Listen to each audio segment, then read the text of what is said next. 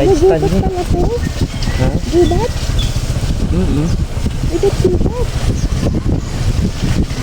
Wala nakita to. Wala sa Google Maps. Eh sa Google Maps? Wala sa Google Maps to. Tabi-tabi po tayo. Kakaibang hagdanan, ano? Ano kayang meron sa likod ng hagdan? Lalim.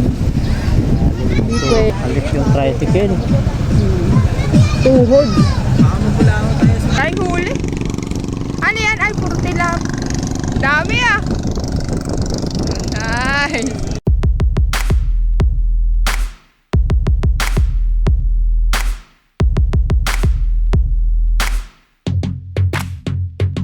Ano pong meron?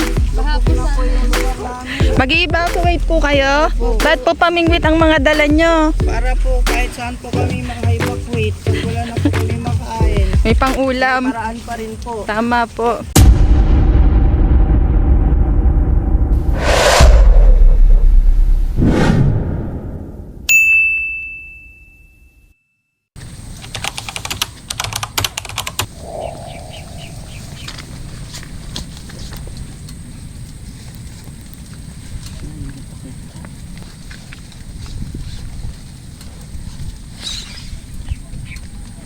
Konting. Ito na nakapagod sila.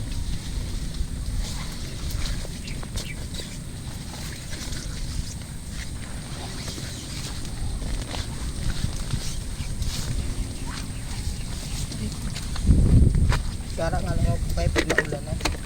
Ha? Gara lang magbukay pag naulan na. Malapit yan.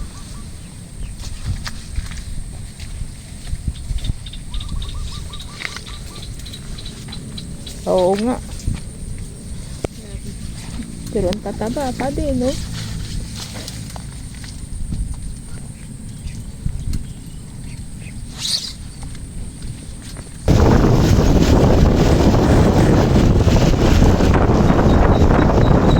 Talaga. Ah, nandito na pala. Oo. Ay, paano yung motor natin? Ay, hindi pwede. Lalakad ako.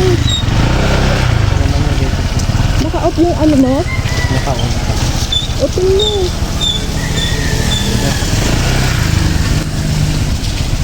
Nandaan na.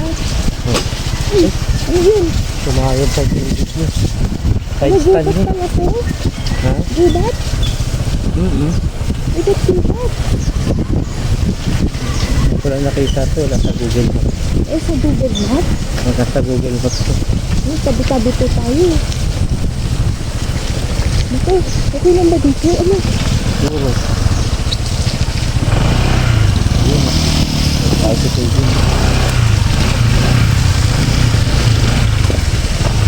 Sa gubatan pala to. Yeah. May tubig dito pala? Ayun. Ayun yung dike. Saan? Ayan. Ay, ganun. Ayan, beauty na yan. Akit tayo dyan. Dahan-dahan, madulas.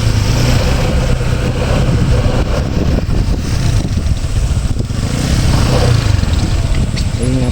Ano ang natatagong lihim sa likod ng mga pader at hagdan? Tignan natin. I-shoot mo i-shoot mo dyan sa eco bag yan, lahat. Hoy! Pader na binipit.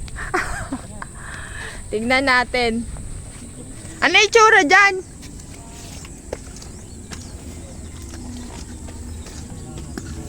Ano yung itsura?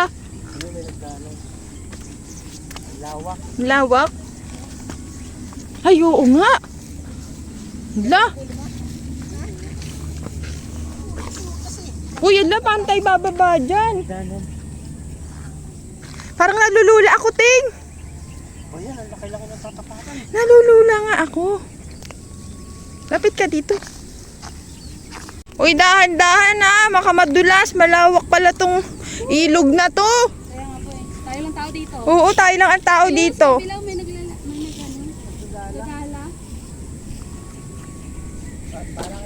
Ito pala ang... Ano? Sa bilaw may namimingwit. Saan? Ano nakapayong? Ay, oo nga, ano. Kawayan. Ang lawak dito, no? Ayun eh. Yung katsak niya. Sa kabilang ano? Lawak. Ano kayang isda meron dito, no? Ha? Oh, pwede pa lang. Pwede na babaan din, no? Ay, oo nga, may babaan pala eh. May aso. Saan pa? Ayun. Grabe, no? Ayun, may tao din dun, no? Ay, oo nga, may tao din Yung doon. ano ah. Yung tricycle dyan. Ay, oo. Yung may-ari ng tricycle, ano? Ha? Naman ako sa'yo. Positive. Ang lawak pa. Ang lawak nga eh, no? Ang ganda rin, ano? Ganda. At saka Oo. wala pong walang ano sa mga water lily. Oo, walang water lily. Kaya ganda talaga. Uy, ingat-ingat dyan! Oy, wag kang Ano, malalim? Uy, baka hagdan din pa yan, be. Oo nga. Be, wag na. Hindi, tingnan ko nga lang eh. Maganda? Dahil? Umiikot daw po ang tubig. Oh. Pumunta dito, yan ata yung sa tricycle. Ewan ko. Ayun, sa likod mo. Teka, ano ba? Kung sana ragbag. Ewan ko. Hello, good morning mga master. Panibagong fishing adventure na naman ngayong araw na to. Good morning sa lahat at happy fishing sa lahat ng mga master natin dyan at sa lahat ng mga laging nanonood at mga sumusuporta. Ayan. Happy fishing and thank you sa laging panonood, sa walang sawang panonood. Ayan. Ngayon ay nandito tayo ngayon sa may Plaridel, Bulacan. At ito yung spot natin ngayong umaga mga master. Ngayon lang kami nakapunta dito kaya samahan nyo kami sa bagong fishing adventure namin ngayong araw na to. Pakita ko sa inyo yung spot mga master kung gaano kaganda at kalawak ng spot natin ngayon. Ayan. Yan.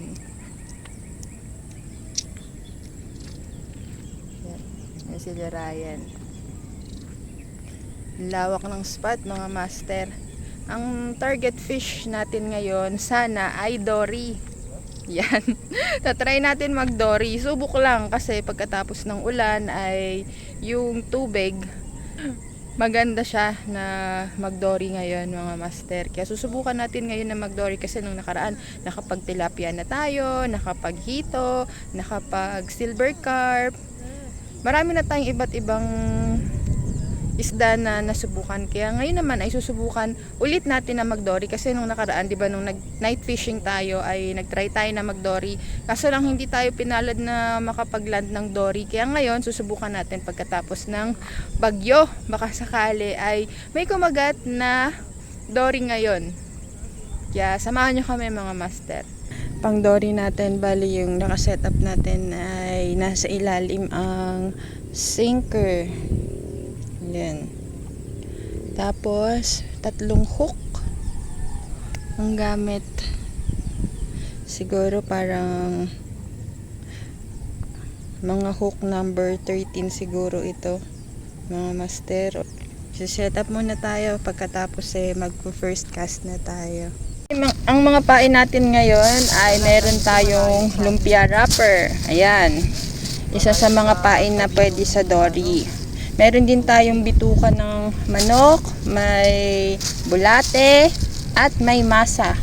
Kompleto yan mga master, ano. Niyuyug-yug nating! Uy! Wala? Ano yun? Ano yun? Agos ba yun? Pinapagulong. Parang ano? Sumasagsag. Lakad kami, pa-forward.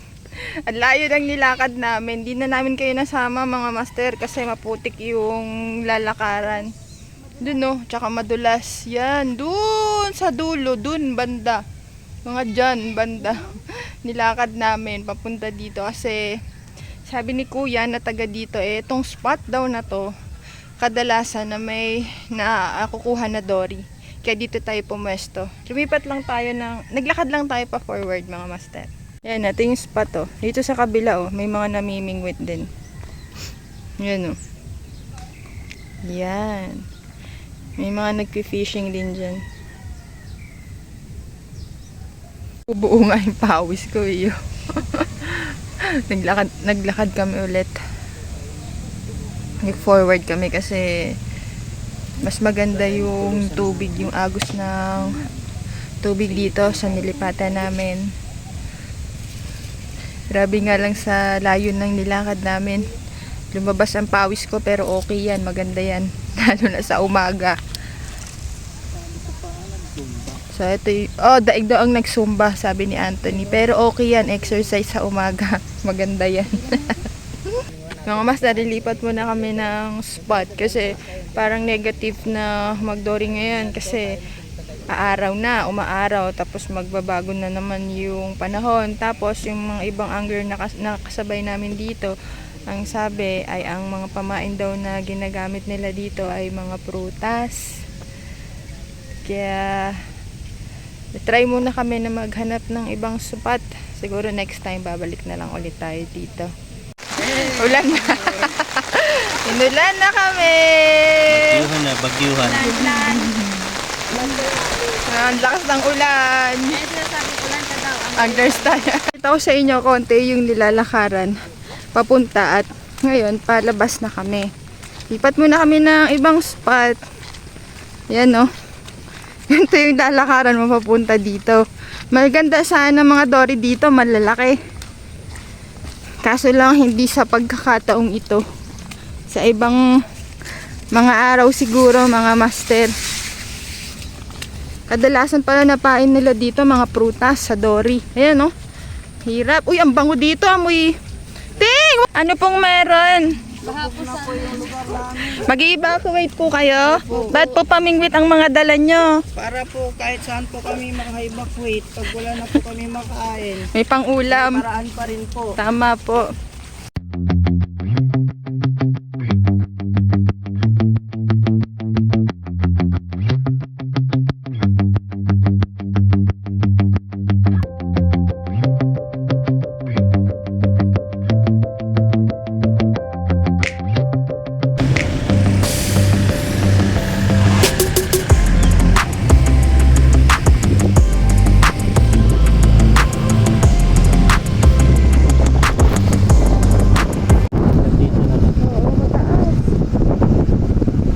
Hanggang dito na lang tayo, baha. Mataas ang tubig, high tide. Pakita mo nga di. Ay, mamayan na lang pala, mamayan na lang. Lalim. Hindi pwede. Tricycle, oh. Oo. Alit yung tricycle. Tuhod. Balik tayo mga master at mataas ang tubig. Hindi kaya hanggang bewang. Hanap tayo na ibang spot.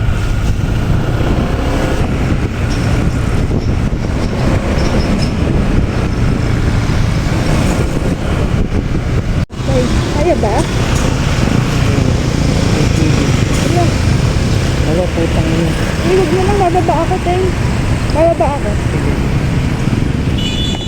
Bibi, ando na.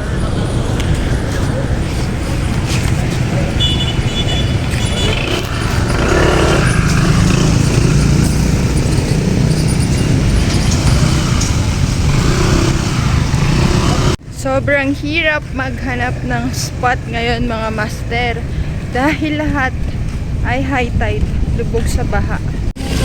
Oo, no? Saan tayo? Doon sa dulo? Ito, dati natin spot yung Ayan. Salamat, master! Oh, dahil daw hito. puro ito nga na dali. Wow! Ayaw kasi mas nagkaka sa party dito pala marami. Maraming hito. Oo nga.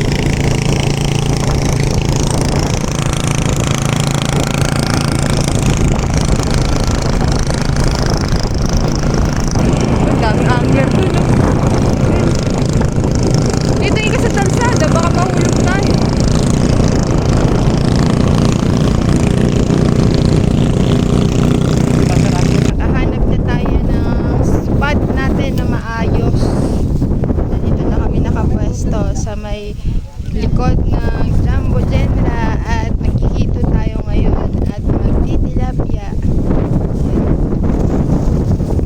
Ang daming mga anglers dito ngayon, mga master. Punuan. Ayan, oh. Yung mga ibang anglers na kanina pa nandito, ang dami nilang huli ng mga ito at saka mga tilapia. Sana makahuli din tayo ngayon.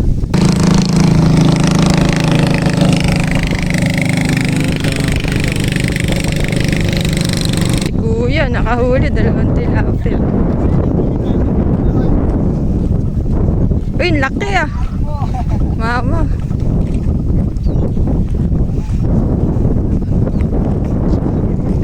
Good size. Laki ah. Good size ah.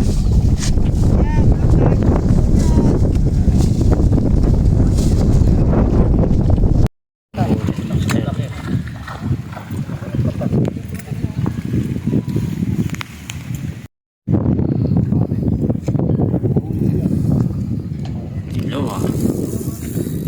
Nice ah.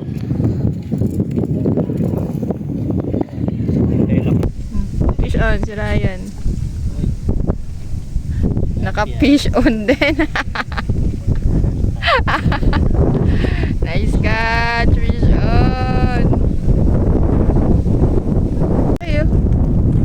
Nice. Ang laki. Laki na huli ni Master.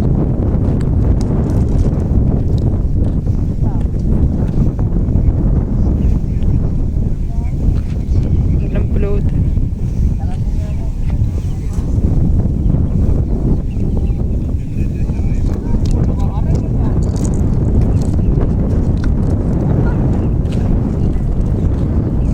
Laki. Laki yan.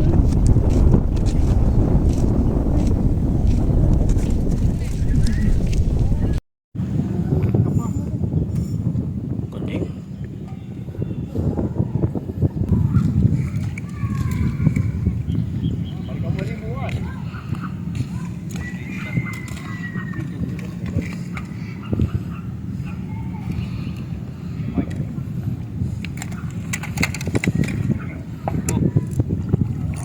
Laki oh.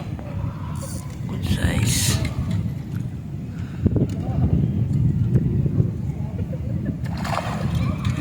Laki. Lalaking tilapia nito ah. Oh, mga good size ah. Grabe oh. Laki. 5 fingers.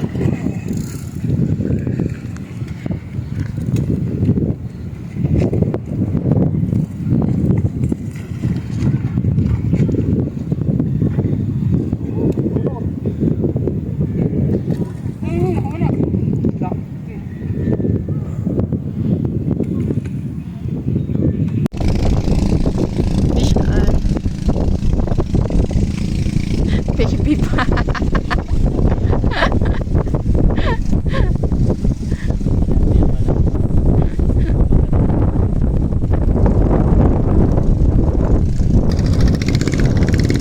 Ano yan? Dahil huli? Ano yan? Ay, puro tilap. Dami ah. Nice. Dami. Ang hirap mag-fishing ngayon mga master dahil sa pabago-bagong panahon. Uulan, tapos araw. Malalaki din yung mga tilapia dito tsaka mga hito. Kaso lang dahil sa panahon, mahirap mag-fishing. Kasi pagka umulan, sobrang lakas ng ulan. Pag uminit, ang araw naman.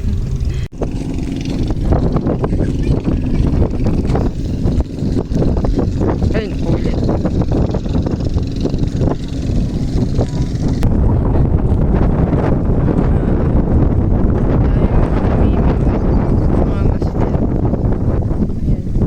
Kasi ang mga angler halos walang mapwestuhan. Wow, ang dami na!